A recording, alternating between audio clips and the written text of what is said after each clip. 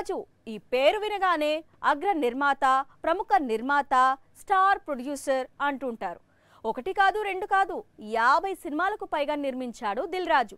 అలాంటి నిర్మాత ఇటీవల గేమ్ చేంజర్ తీసి చేతులు కాల్చుకున్నాడట. అంత అనుభవం ఉండి అంత పెద్ద పొరపాటు ఎలా జరిగింది రాజుగారు అంటే ఎక్స్పీరియన్స్ లేకనే అంటున్నాడు.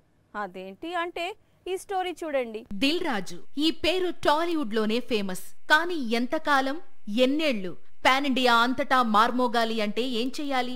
పాన్ ఇండియా ప్రాజెక్టు చెయ్యాలి. అలా ప్లాన్ చేసిందే గేమ్ చేంజర్. శంకర్ లాంటి స్టార్ డైరెక్టర్ చేతిలో రామ్ చరణ్ డేట్స్.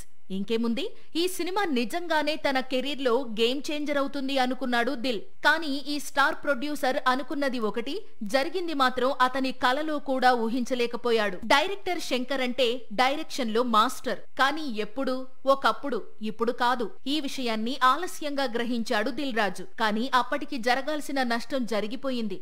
గతంలో ఎప్పుడూ స్టార్ డైరెక్టర్స్ తో వర్క్ చేసిన అనుభవం లేకపోవడం, కాంట్రాక్ట్ ఎలా రాసుకోవాలో తెలియకపోవడం, మొత్తంగా గేమ్ చేంజర్ ఫెయిల్యూర్ ను ఇప్పుడు తనపై వేసుకున్నాడు దిల్ రాజు. 400 కోట్లతో దాదాపు 4 ఏళ్లు కష్టపడి ఏకంగా 7 గంటల ఫుటేజీతో గేమ్ చేంజర్ ను తీశాడు శంకర్. కానీ రిలీజ్ తర్వాత వచ్చిన వసూళ్లు చూస్తే 100 కోట్లు కూడా ఉండవు అనేది ట్రేడ్ వర్గాలు చెప్పుకొచ్చే మాట.